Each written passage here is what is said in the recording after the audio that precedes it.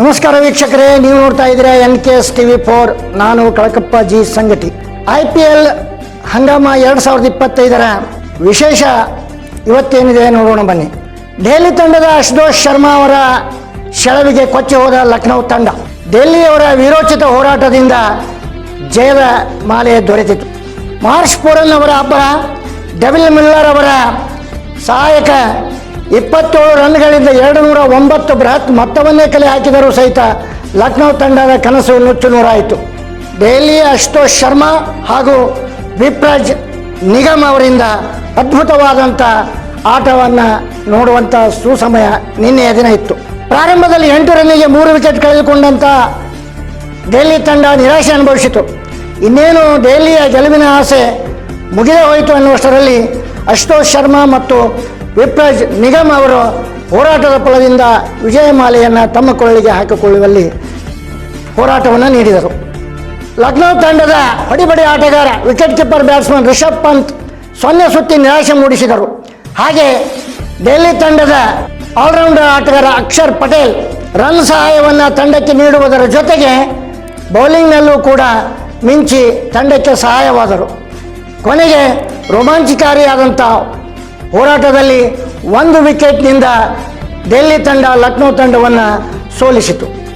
Impact player Ashutosh Sharma ಅಮೋಘ ಸಾಹಸದ ನೆರವಿನಿಂದ ಡೆಲ್ಲಿ ಕ್ಯಾಪಿಟಲ್ಸ್ ತಂಡ IPL 18ನೇ ಆವೃತ್ತಿಯಲ್ಲಿ ತನ್ನ ಮೊದಲ ಪಂದ್ಯದಲ್ಲಿ ಲಕ್ನೋ ಸೂಪರ್ ಜೈಂಟ್ಸ್ ಎದುರು 1 ವಿಕೆಟ್ನಿಂದ ರೋಚಕ ಗೆಲುವು ಸಾಧಿಸಿದೆ. ಇದರೊಂದಿಗೆ ಅಕ್ಷರ್ ಪಟೇಲ್ ಪಡೆ ಶುಭಾರಂಭ ಕಂಡ್ರೆ ರಿಷಬ್ ಪಂತ್ ಮಾಜಿ ತಂಡದ ಎದುರು ಸೋಲಿನ ನಿರಾಸೆ ಅನುಭವಿಸಿದರು. YSR ಸ್ಟೇಡಿಯಂನಲ್ಲಿ ಸೋಮವಾರ ನಡೆದ ಪಂದ್ಯದಲ್ಲಿ ಟಾಸ್ ಸೋತು ಲಕ್ನೋ ಬ್ಯಾಟಿಂಗ್ಗೆ ಇಳಿಯಿತು.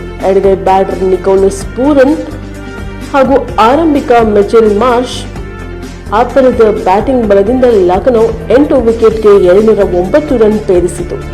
ಪ್ರತಿಯಾಗಿ ಚೇಸಿಂಗ್ನಲ್ಲಿ 66 ರನ್ಗಳಿಗೆ 5 ವಿಕೆಟ್ ಕಳೆದುಕೊಂಡ ಡೆಲ್ಲಿ ಕುಸಿತ ಕಂಡಿತು. ಆಗ 7ನೇ ವಿಕೆಟ್ ಜೊತೆಯಾದ ಇಂಪ್ಯಾಕ್ಟ್ ಪ್ಲೇಯರ್ ಆಶುತೋಷ್ ಶರ್ಮಾ ಹಾಗೂ 20 ವರ್ಷದ ಆಲ್ರೌಂಡರ್ ವಿಪ್ರಜ್ ನಿಗಮ್ 22 ಎಸೆತಗಳಲ್ಲಿ 55 ರನ್ ಗಳಿಸಿ ಚೇಸಿಂಗ್ಗೆ ಬಲ ತುಂಬಿದ್ದಾರೆ. ಅಂತಿಮ 3 ಓವರ್ಗಳಲ್ಲಿ ಡೆಲ್ಲಿಗೆ 39 ರನ್ ಬೇಕಿದ್ದಾಗ ಆಶುತೋಷ್ ಏಕಾಂಗಿಯಾಗಿ 34 ರನ್ ಬಾರಿಸಿ ಲಕ್ನೋ ಗೆಲುವು ಕಸಿದರು. ಡೆಲ್ಲಿ 19.3 ಓವರ್ಗಳಲ್ಲಿ 9 ವಿಕೆಟ್ಗೆ 211 ರನ್ ಗಳಿಸಿ ಶುಭಾರಂಭ ಕಂಡಿತು.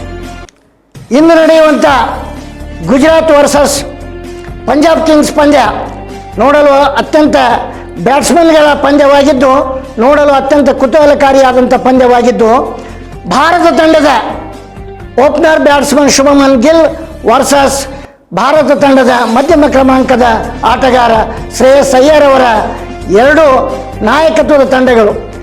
ಭಾರತ ತಂಡದಲ್ಲಿ ಯಶಸ್ವಿ ಬ್ಯಾಟ್ಸ್ಮನ್ಗಳಿಬ್ಬರ ಹೋರಾಟದ ತಂಡವಾಗಿರೋದರಿಂದ ಇವತ್ತಿನ ತಂಡ ಬ್ಯಾಟ್ಸ್ಮನ್ಗಳ ಹೋರಾಟ ನೋಡುವಂಥದ್ದು ಹೋರಾಟ ಆಗಿರುತ್ತದೆ ಎಂದು ತಿಳಿದು ಬಂದಿದೆ.